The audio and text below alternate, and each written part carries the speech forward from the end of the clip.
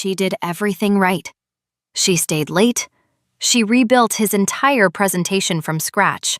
11 slides, corrupt data, a blank title card. All of it, until 12:43 in the morning. She sent it back with a note that said, "Any adjustments? Just let me know." He replied with a thumbs-up emoji and went to sleep. The next morning, he stood in front of that room like he had built something. Like the work was his. Like she was furniture. And then the numbers didn't add up. And the financial director frowned. And Derek Calloway, without hesitation, without shame, turned to the back of the room and said, "The intern put that section together. I was still reviewing." 12 people in that room. 12 people heard it. Not one of them said a word. She was a young Black woman 3 weeks into her first real job, sitting in the back with her dark green notepad, and she held her face completely still while the room turned to look at her. Because she had learned to do that. Because she had been practicing that particular kind of stillness for a very long time. She walked to the bathroom. She locked the door. She let herself cry. Fast, quiet, the kind of tears that have nowhere else to go. What she didn't know was that someone had seen her walk out of that corridor. Someone who moved through that building like the walls belonged to him. Because they did. Someone who wore a dragon tattoo up his neck and hadn't raised his voice in years. Because he didn't need to. A Korean Mafia boss, standing at the end of the hall, watching. And what he did next silenced an entire office floor.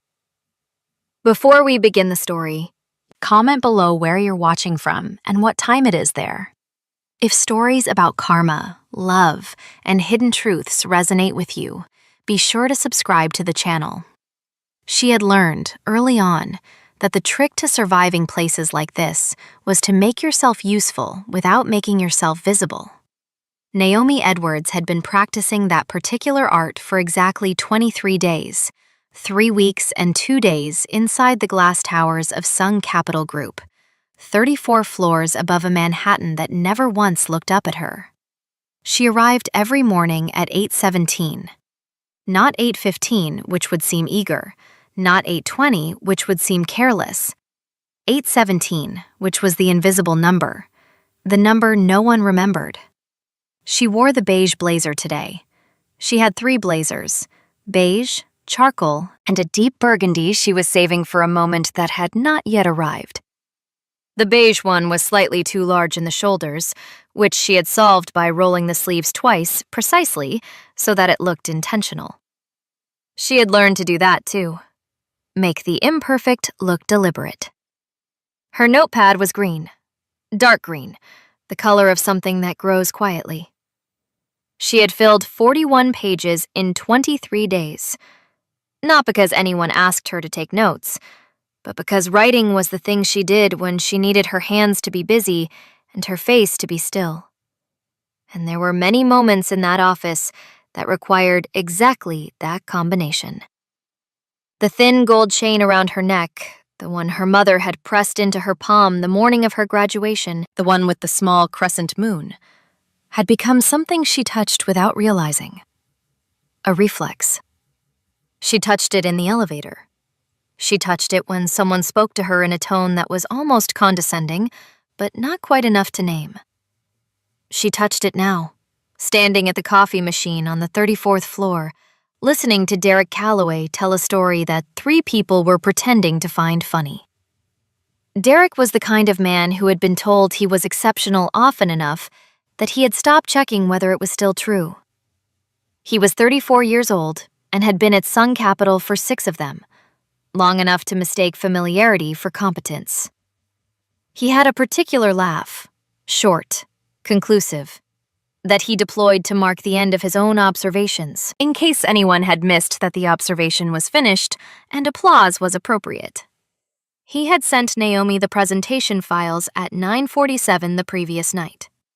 She had been in bed, half reading, when her phone lit up. The message read, "Quick favor. Can you clean these slides up a bit before tomorrow's 10 a.m.?" That was how it was framed. A quick favor. A bit of cleanup. She had opened the files. 11 slides. 7 of them were structurally incoherent. 3 contained data that did not correspond to any report she had been given access to. 1 was simply a title card with a gradient background and no content whatsoever. She had worked until 12:43 in the morning. She reformatted every slide. She rebuilt the data projections using the quarterly numbers from the shared drive, cross-referencing 2 separate reports to make the growth figures accurate. She rewrote the executive summary from the beginning. She sent it back with a message. "Any adjustments? Just let me know." He replied with a thumbs-up emoji at 1:02 a.m. She had stared at that emoji for a moment, then put her phone face down and gone to sleep. The 10 o'clock meeting began with Derek in front of the room. And Derek was good in front of rooms. She would give him that. He moved well, spoke with the casual confidence of someone who had never once doubted that the room was arranged for his benefit. He clicked through the slides she had rebuilt.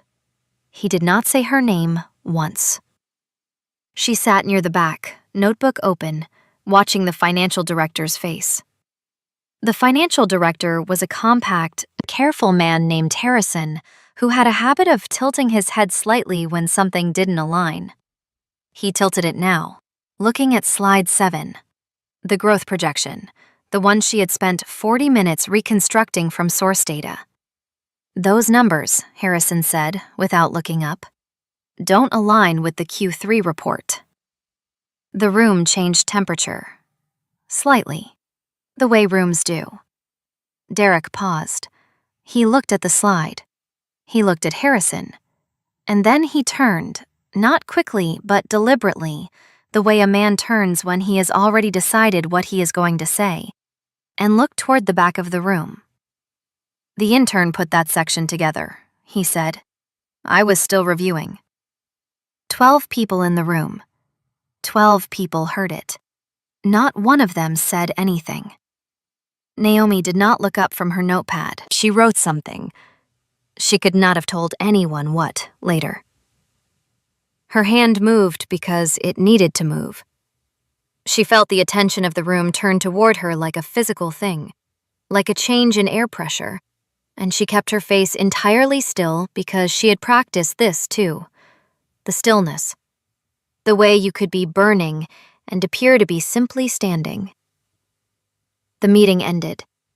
People gathered laptops and moved toward the door with the specific efficiency of people who wanted to leave before anything else happened. Derek passed her in the hallway, close enough that she could smell his cologne, and said with a small smile, "Next time pay more attention to the numbers, all right?" She said nothing. She walked to the bathroom at the end of the east corridor, the one that was slightly out of the way, the one that was usually empty. She locked the stall door. She pressed her back against it. She let the tears come quickly because she had learned to cry fast. Not the heaving, extended kind of cry, but the sharp, efficient release of something that had no other exit. 3 weeks of swallowing corrections she hadn't caused. 3 weeks of smiling at people who looked through her. 3 weeks of being visible only when there was a mistake to assign. She wiped her face with the back of her hand, took a breath, checked the mirror. The mascara, which she never wore, had not run. Because she never wore it. Because she had calculated this possibility. She pressed her fingers against the crescent moon pendant once. Then she straightened the beige blazer, picked up the notepad, and walked back out. She did not know that the man standing at the end of the main corridor had seen her emerge from the side hallway. She did not know that he had been standing there for 4 minutes, waiting for an elevator he had already summoned, and then quietly canceled. She did not know what he had seen in the way she walked, the shoulder square, the chin level, the grip on the notepad just slightly too tight. She did not know that he recognized it with the kind of recognition that lives in the body rather than the mind. The recognition of someone who has watched a person carry something invisible and unbearable, and walk forward anyway. Kwon Sung-jin had built his entire life on reading what people did not say. It was, in many ways, the only skill that had ever truly kept him alive. He could read a room in seconds, not the surface of it, but the underneath. The hesitations, the weight behind casual gestures, the specific way a person holds themselves when they are pretending the world has not just done something to them. He watched her walk to her desk. He watched her sit down. He watched her open the dark green notepad and write something, head down. And he knew, with the absolute certainty of a man who had spent decades trusting that particular instinct, that whatever was written in that notepad in that moment was not work. He turned to his assistant, who had been standing 2 steps behind him with the silence of someone very well trained. "Pull the entire marketing team," he said. His voice was the same volume it always was, which was to say barely enough to cross a room. "Conference room A, now." His assistant did not ask why. People who worked for Kwon Sung-jin for more than 3 months stopped asking why. He walked toward the conference room without looking back. The tatuage of the dragon climbed his neck above the open collar, and the overhead lights caught the face of the Patek Philippe once, briefly, as he moved. No one in the office knew exactly what he was, but every single one of them moved faster when he spoke. She had taken the seat closest to the door. It was not a conscious decision, or perhaps it was, in the way that certain instincts become so practiced they no longer announce themselves.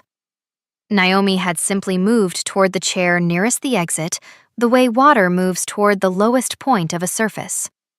Quietly, without ceremony. It was the seat that allowed her to see the room while keeping the option of leaving it, and she had been choosing that seat in every room for as long as she could remember. The conference room filled in the particular way rooms fill when no one knows why they have been summoned. People entering with the careful, calibrated energy of individuals who want to appear unconcerned while scanning every available face for information. There were 12 of them. The marketing team, 3 junior analysts, 2 senior managers, and Derek, who entered last among the senior staff with his sleeves rolled to the elbow and his collar slightly open, wearing the expression of a man who had decided the best response to uncertainty was the performance of ease. He sat at the middle of the long side of the table. Not the head. He was not the head, but the middle, which was the position of someone who wanted to be seen from every direction, without claiming authority he had not been assigned. He glanced at Naomi once as he settled into his chair. The glance was brief and dismissive, the kind you give to furniture. Naomi wrote the date at the top of a fresh page.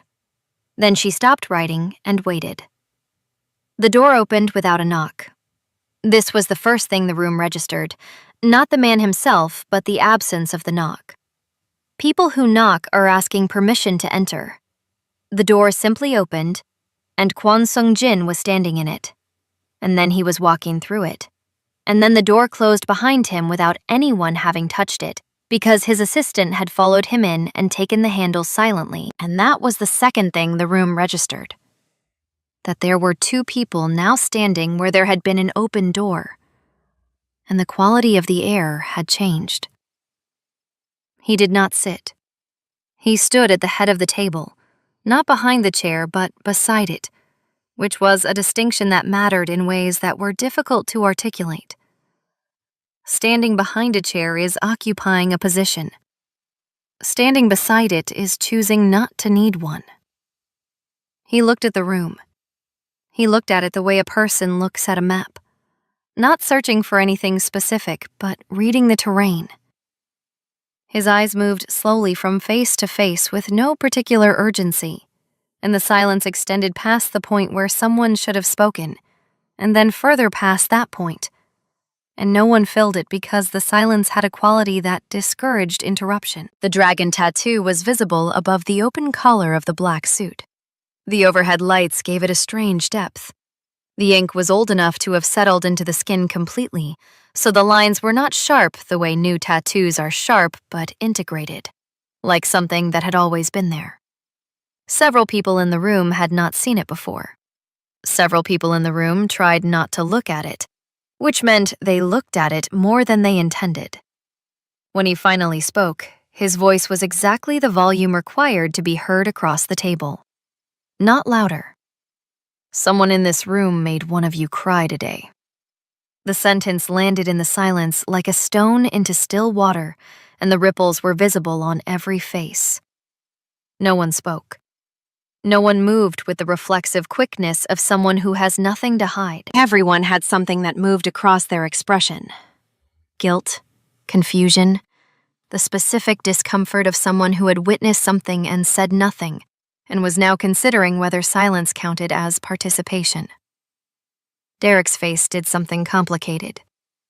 The ease drained from it first, replaced by a brief flash of calculation, replaced then by a reconstruction of ease that was close to the original, but not identical in the way a copy is never identical to the source.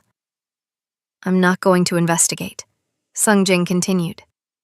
"I'm not going to ask for a show of hands or request statements in writing." He paused. "I'm going to say what I already know, and then I'm going to say what changes because of it. And that will be the entirety of this conversation." He moved, not toward anyone, but along the side of the table, slowly, hands at his sides. The movement was unhurried in a way that made it more rather than less unsettling, because hurried movement has a destination, and destination implies limit. A member of this team submitted work today that was not his own. When that work contained an error that originated in the data he provided, not in the execution, he redirected that error in front of 12 witnesses toward the person he had asked to do the work. And then, in the corridor afterward, he instructed that person to be more careful. He stopped walking. He was standing behind Derek's chair now, not touching it, simply standing behind it. Derek did not turn around. This was, Naomi would think later, the most revealing thing he did in that entire room. The man who had a comment for everything, who had a smile timed for every social occasion, sat completely still and did not turn around. "Sir," Derek said, and his voice was controlled, carefully controlled, only slightly higher than his normal register. "With respect, I think there may be some miscommunication about what you told her to pay more attention to the numbers." A pause. "I heard you," Sungjin said. The quality of the silence in the room changed again. Because there is a difference between being caught by someone who was told and being caught by someone who was there. And everyone in that room understood the difference, and the understanding moved through them visibly. Derek opened his mouth, closed it. A small muscle in his jaw worked once. "Was it recorded?" he asked. The smile he produced was meant to suggest this was a reasonable, clarifying question, rather than a desperate one. "Because I want to make sure we're not—" It wasn't recorded. Sungjin moved from behind the chair and came around to the side of the table where he could see Derek's face directly. He looked at him for a moment with an expression that was not anger. Anger would have been easier. But something more like the patience of a person who has already decided the outcome and is simply allowing the other party to finish arriving at the same conclusion. "I was in the corridor. You didn't see me."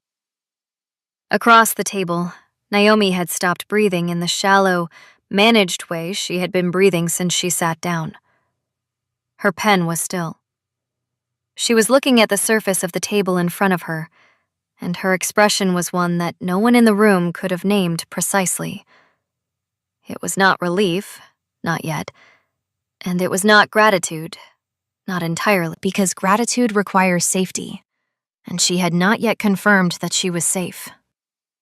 What she felt, most accurately, was the specific vertigo of watching the ground beneath the structure she had been standing on turn out to be different from what she had been told it was. She had been told, in 100 indirect ways, that this was how offices worked. That credit moved upward and accountability moved downward. And the most important skill was learning to absorb both without making a face about it. She had been told this not with words, no one said it with words, but with every small omission, every absence of correction, every room full of people who had seen exactly what she had seen and chosen to study their hands. And now the most dangerous person in the building was standing at the head of the table, speaking at a volume barely above conversational, and the man who had handed her the error he had made was sitting very still and not turning around. She touched the crescent moon at her collarbone. Once. Sungjin's eyes moved to her, briefly and without expression, or with an expression that was too precise and too quick for anyone else in the room to catch. Something passed across his face that was not nothing.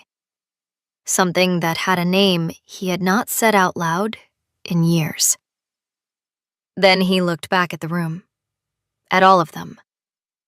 "Every deliverable produced by this team," he said, "will carry the name of the person who produced it. Every correction will be traced to its origin."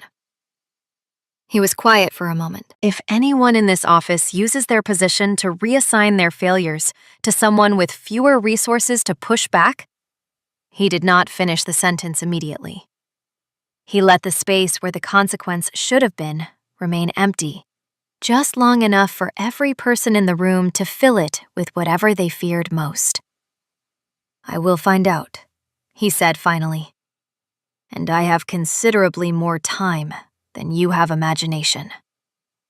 He walked to the door. His assistant opened it before he reached it. He did not look back. The door closed. For a long moment, no one in the conference room spoke or moved.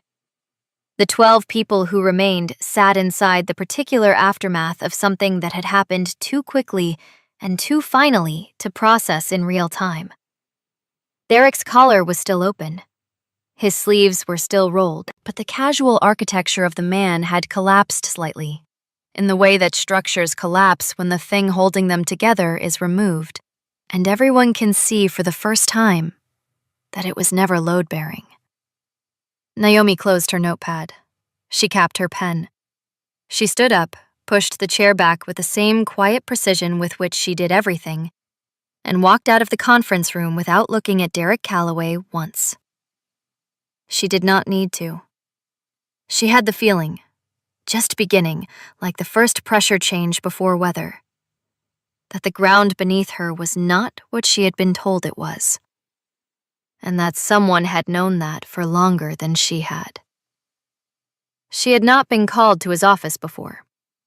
In 23 days, Naomi had passed the corner suite at the end of the executive corridor exactly 7 times.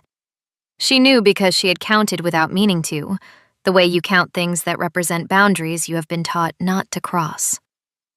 The door was always closed. Sometimes there were voices behind it, low and indistinct, the kind that carry tone without content. Sometimes there was nothing at all, which was in some ways more unnerving than the voices. The message came through his assistant at 3:41 in the afternoon. It was not an email. It was not a calendar invite with a subject line and a list of attendees. It was simply a woman appearing beside Naomi's desk, quietly, as all of Sungjin's people moved quietly, and saying, "Mr. Kwan would like to see you, whenever you're ready." And then leaving, which meant immediately, which everyone in proximity to power learns to translate correctly. Naomi saved the document she was not really working on. She picked up her notepad from instinct, then set it back down, then picked it up again because her hands needed something to do, and the notepad was the thing they had learned to reach for. She walked to the executive corridor. The suite door was open. This, she understood, was deliberate. She stepped inside. The room was larger than she had imagined, and quieter than seemed possible for a building that sat above a city of 8 million people. The far wall was entirely glass, floor to ceiling, Manhattan arranged below it with the indifferent grandeur of something that had always been there and would continue to be there long after everyone in this room had finished mattering. The desk was dark wood and nearly empty. A single open laptop, a phone, a glass of water that had not been touched. 2 chairs in front of the desk, a single lamp casting a warm pool of light that made the rest of the room feel further away. Sung-jin was standing at the window, his back to her, his hands at his sides. "You can sit," he said without turning. "I'm fine standing," she said. "Thank you." A pause. Something in that pause that she could not name. He turned then. He looked at her the way he had looked at the conference room, reading terrain. But different now because the room was smaller and there were only 2 of them in it. And terrain is a different thing when you are standing inside it rather than surveying it from a remove. "You're not in trouble," he said. "I know," she said. She did not entirely know, but she had decided to say it anyway, because there is a kind of confidence that is not the absence of fear, but the decision to occupy the space fear would otherwise claim. He studied her for a moment. The lamplight touched the side of his face and left the other half in shadow, and the dragon tattoo moved slightly when he breathed, which she noticed and then looked away from. "I want you to know," he said, "that what happened today was not your fault. The data error originated in the files he sent you. I had the IT team pull the version history this afternoon." He said this without emphasis, the way you state a fact that does not require decoration. "The correction will be reflected in the record." She absorbed this. She turned it over carefully, the way you handle something that might be fragile or might be a test, and you cannot yet tell which. "Why?" she asked. He looked at her. "Why did you do that?" she said. "You didn't have to. You're the CEO. Derek's error in a marketing presentation isn't..." She stopped, recalibrated. "It isn't something that crosses your desk." The silence that followed was the longest one yet. Outside, 34 floors below, the city moved in its perpetual, indifferent rhythm. A siren somewhere, the pressure of wind against glass. "I had a sister," he said. He said it the way a person says something they have decided to say before fully resolving whether they should. Stated, and then allowed to exist in the air between them, and neither retracted nor elaborated upon immediately. Naomi did not speak. She had learned that silence, offered carefully, was the thing that allowed people to continue. Her name was Sung-yeon, he said. She was 21. She had just started working in a firm in Seoul, finance, not marketing, but the architecture is the same everywhere. He paused. She was good at it. Better than the people above her, which in most environments is an asset, and in some environments is a liability. He turned back toward the window. Not entirely, but enough that he was speaking at an angle. At her and at the glass and at whatever was beyond it simultaneously. For 2 years she absorbed what your offices call culture. The corrections that land on certain people more than others. The credit that moves upward and the accountability that moves down. She was professional. She was patient. She was, he said, and something in his voice changed register almost imperceptibly. Everything they tell you to be. Naomi's hand found the crescent moon at her collarbone without her deciding to move it. She stopped telling me what was happening. He continued. I was in a different city by then. A different world, honestly. She would call on Sundays and say she was fine, and I believed her because she was Sung-Yun, and Sung-Yun was always fine. He was quiet for a moment. She was not fine. She had not been fine for a long time. And I was not paying the kind of attention that would have told me the difference. The lamp hummed almost inaudibly. The city pressed against the glass. She died, he said. At 21. Not from illness. He did not elaborate. He did not need to. The shape of the sentence was enough.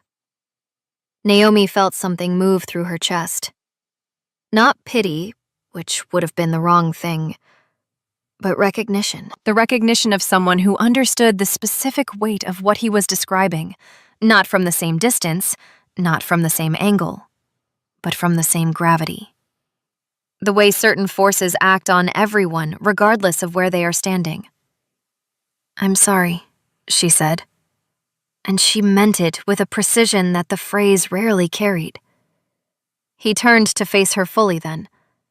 And for the first time since she had entered the room, the expression on his face was not the controlled, read-nothing surface she had come to understand as his default. There was something underneath it. Not grief, exactly. Grief that old has usually transformed into something else, something harder and more permanent. But it was there. It was real. "When I saw you in the corridor," he said, "I recognized the way you were walking." She looked at him, the shoulders level, the grip on the notepad. He paused.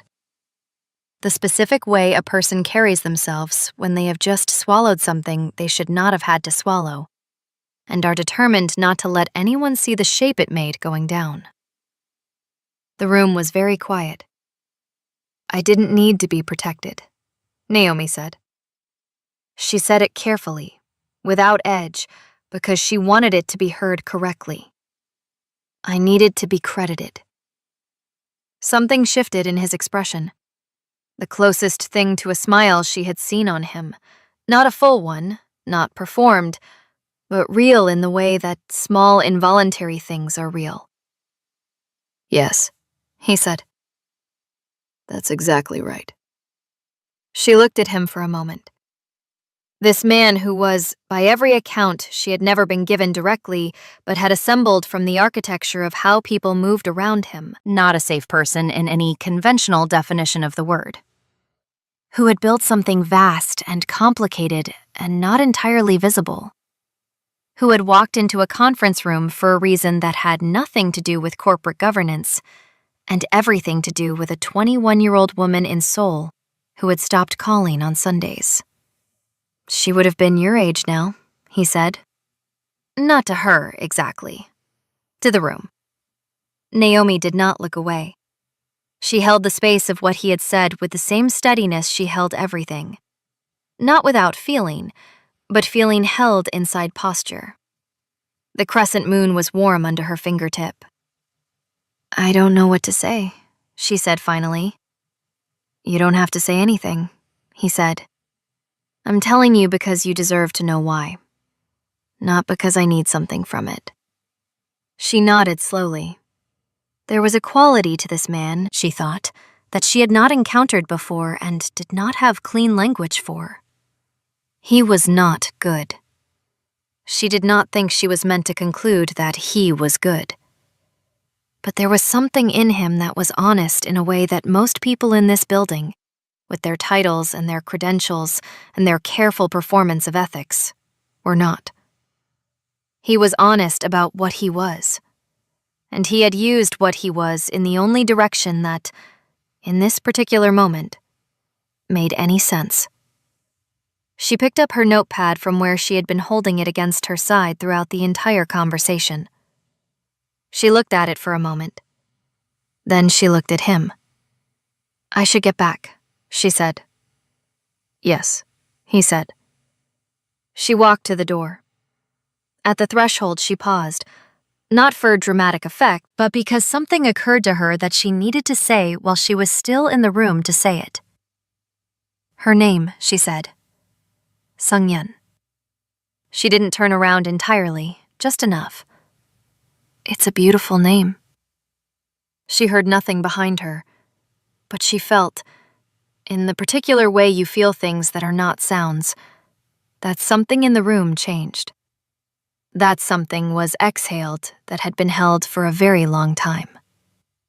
She walked back down the corridor. The marble was cool and white, and even under her shoes. The city hummed its permanent hum beyond the glass walls on either side. She did not know yet what would happen to Derek. She did not know what the version history the IT team had pulled would mean in concrete terms.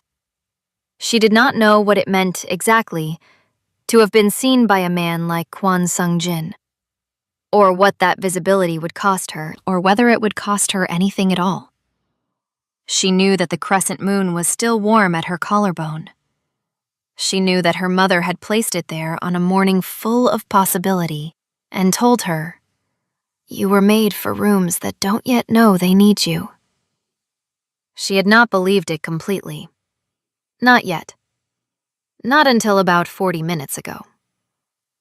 She sat back down at her desk, opened the dark green notepad, and for the first time in 23 days, she wrote something that was not a date, or a task, or a reminder. She wrote, "I was here, and I did not disappear." The email arrived at 4:57 in the afternoon. Naomi saw it the way you see things that arrive at the periphery of your attention while your hands are doing something else. She was reorganizing the shared drive folders she had been assigned to audit, a task that required enough concentration to occupy the surface of her mind while leaving the underneath free to process the afternoon, which had been, by any reasonable measure, too large to process quickly. She was letting it settle in layers. The conference room, the corridor, the office. The name Sung-yun said quietly into a room 34 floors above a city that would never know it had been said. The email was from Human Resources. The subject line read, "Employment Status Update, Derek Calloway." She did not open it immediately. She sat with the subject line for a moment the way you sit with a sentence that is doing more than one thing at once. Then she opened it. It was 3 sentences. Corporate in structure, precise in language, information-dense in the way that HR communications are always information-dense because they are written by people whose job is to say exactly what must be said and nothing that doesn't have to be. Derek Calloway's employment with Sun Capital Group had been terminated effective that afternoon. All projects under his management were being reassigned pending a departmental review. Team members with questions were invited to contact HR directly. She read it twice. Then she closed it. She had expected, she realized, to feel something larger. Some version of the satisfaction that lives at the end of stories about justice. The clean resolution that arrives when the correct person receives the correct consequence, and the universe demonstrates, briefly, that it is paying attention. She had expected the weight she had been carrying to release all at once, like a held breath. What she felt instead was quieter, more specific. It was not satisfaction, exactly, and it was not relief, exactly. It was something closer to the feeling of putting down a bag you have been carrying for so long that you had forgotten you were carrying it. Not the absence of weight, which is exhilarating, but the moment just before, when your hands have released the handle and the weight is still transferring and your shoulders are just beginning to understand that they are allowed to drop. She closed her laptop at 5:14. She gathered her things with the same unhurried precision with which she did everything. The dark green notepad went into the tote bag. The pen went into the small pocket on the outside. She stood up, straightened the beige blazer once, and looked at the desk for a moment. At the clean surface of it, the small cactus she had placed in the corner on her third day, because she had read that plants improved cognitive function, and also because she had wanted one thing in this space that was entirely hers. She picked up the tote bag. She touched the crescent moon once. She walked to the elevator. The lobby was its usual evening self. The particular controlled rush of a building emptying itself of the day, people moving through the revolving doors with the slightly loosened energy of individuals whose professional faces were already beginning to come off. Naomi moved through them without being moved by them, which was her particular skill, and stepped out onto the sidewalk. Manhattan in the early evening of a Tuesday in the not-quite end of the work week had a specific quality of light. The kind that comes in low and sideways and turns ordinary surfaces briefly golden before the city's own illumination takes over and renders it irrelevant. The buildings caught it. The windows threw it back in pieces. The street held it for a moment in the puddles left by the afternoon's brief rain, and then a cab moved through one of the puddles and dispersed it, and the light was just light again. She stood on the sidewalk for a moment outside the building. She was not smiling yet. She was doing the thing she did before she allowed herself to feel something completely. Holding it at the threshold, turning it over, making sure it was real before she let it in. 22 years old, and she had already learned to do this, which said something about the world she had been given to navigate. Which said something about the number of times she had reached for something that turned out not to be there. This was there. She put her earbuds in. She pressed play. The piano came in first. Always the piano. Always first. Which was why she loved jazz the way she loved it. Because it had the courtesy to arrive before everything else and prepare the way. Then the bass. Then underneath both of them, the brush against the snare that felt like breathing. She started walking. She walked 4 blocks before she smiled. Not because she was waiting for the right moment, but because that was how long it took for her body to finish believing it was allowed to. The smile came up from somewhere below her sternum, and it arrived on her face without being placed there, and it was entirely, completely, and only for herself. Across the city, in a car moving uptown through traffic that would have frustrated anyone who had not long ago made peace with the fact that Manhattan does not accommodate urgency on its own schedule, Kwon Sung-jin sat in the back seat with his phone face down on the leather beside him and his eyes on the city moving past the window. He had been in this car for 11 minutes. He had not made a call. He had not checked his messages.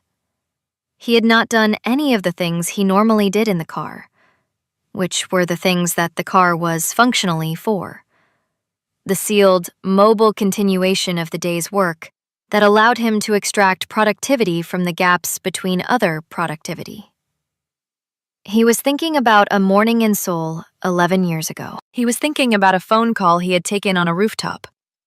He had been on a rooftop, he remembered that. He had stepped outside to take the call because the room he was in was too loud.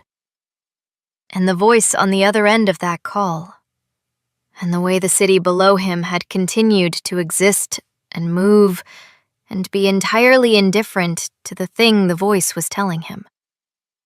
He thought about this morning with the specific, involuntary quality of thoughts that have not been thought in a long time. You forget, over years, that you are not thinking about something. You mistake the silence around a subject for having processed it. And then something cracks the silence open. Not with violence, but with something much harder to defend against, which is recognition. And the silence turns out to have been a structure, and the structure turns out to have been temporary. A girl with a dark green notepad and a gold crescent moon at her throat had walked out of a side corridor with her shoulders level and her chin up, and her grip on the notepad slightly too tight. And he had recognized her before he knew anything about her. Not her name, not her story. He had recognized the thing she was carrying, and the specific dignity with which she was carrying it. Sun-yun had carried things the same way. Right until the end, she had carried things that way. Shoulders level, chin up, grip too tight. He had not protected her. He had been in a different city, building a different world, and he had taken her Sunday phone calls and believed she was fine.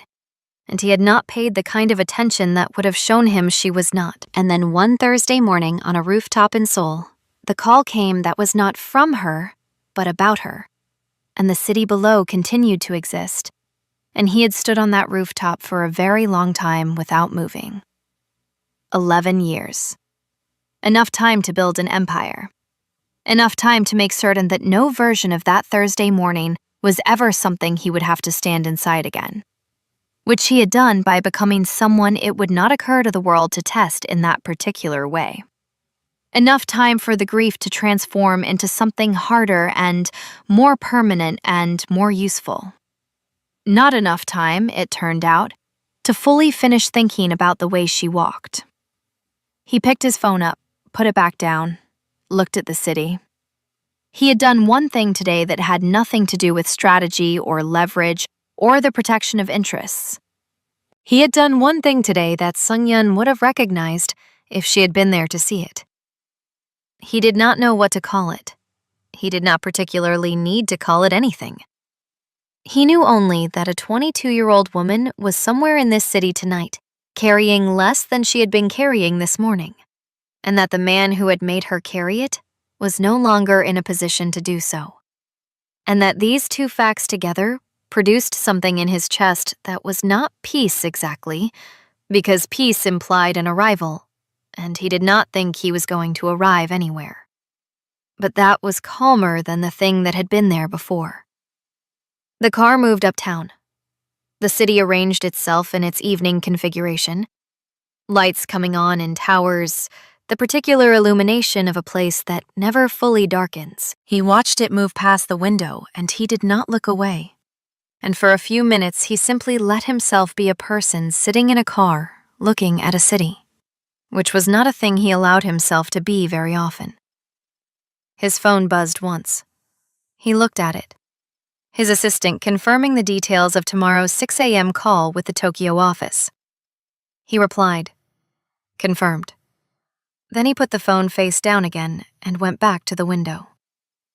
Naomi did not learn the full contents of what happened in the executive floor that afternoon until 3 days later, when a colleague, one of the junior analysts, a young woman named Priya who had sat 3 seats down from her in the conference room and had been, Naomi noted, one of the few people who had not studied her hands during Derek's presentation, told her over coffee in the building's ground floor cafe. The IT team had pulled the version history within 40 minutes of the conference room meeting ending.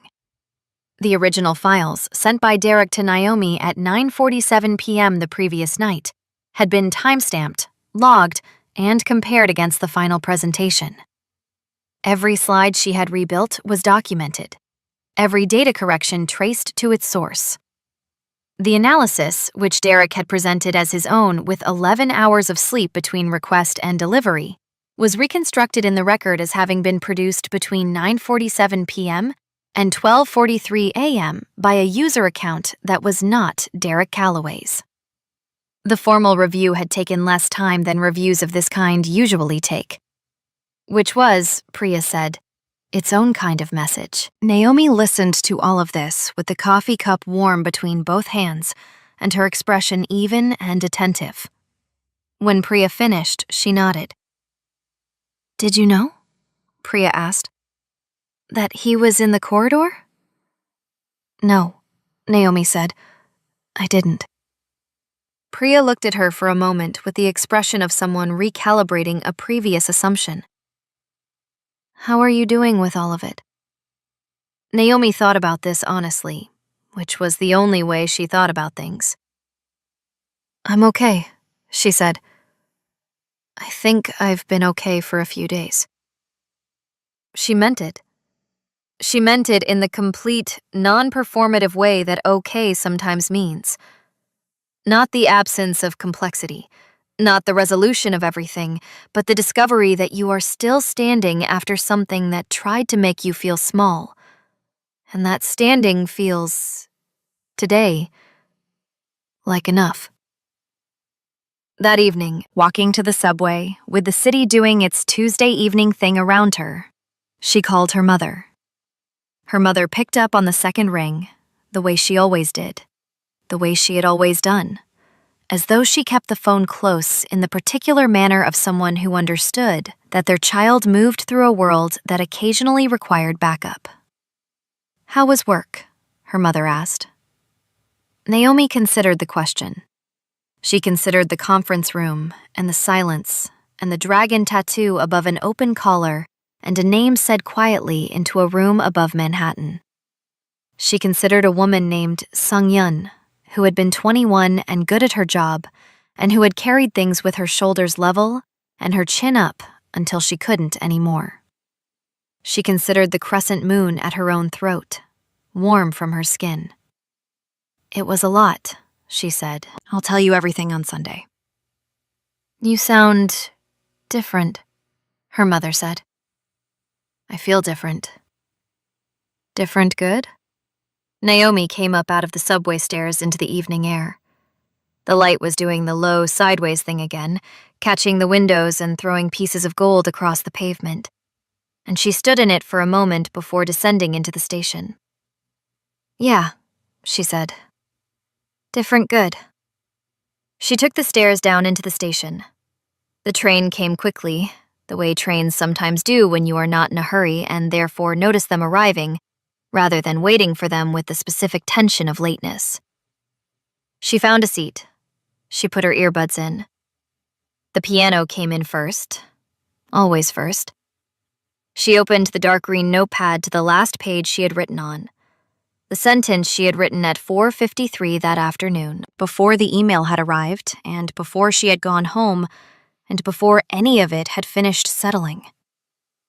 "I was here, and I did not disappear." She read it once. Then she uncapped her pen, and beneath it, in the same careful handwriting, she wrote one more line. "And tomorrow, I'll still be here." She capped the pen. She closed the notepad. She let the jazz fill the space between her ears. And the city moved past the windows of the train, and she looked at it without looking away. And the crescent moon sat warm and still at her collarbone. And she let herself, finally and completely, be a person who had gotten through a hard day and come out the other side of it with something she had not had before. Not just credit. Not just documentation in a version history that would now carry her name. Something quieter than that. Something she would not have had clean language for if someone had asked her to name it, but that lived in the specific way her shoulders had dropped somewhere between the 34th floor and the sidewalk. That lived in the 4 blocks it had taken her body to believe the smile was allowed. The train moved south. The city arranged itself around her, and she was in it, not invisible, not provisional, not performing the absence of herself for the comfort of rooms that had not yet learned to hold her. She was in it. She was present. She was real. And she was staying. If this story moved something in you, stop for just a moment and ask yourself this. Have you ever been in that conference room, not as the one who spoke up, but as one of the 12 who said nothing? Have you ever watched someone absorb a wound that wasn't theirs to carry and looked away because it was easier?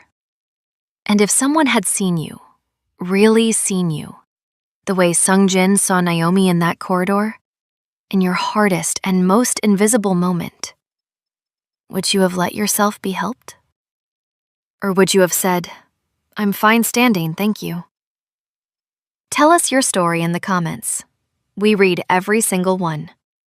And if you believe in stories about dignity, justice, and the redemption we find in unexpected places, don't forget to subscribe to the channel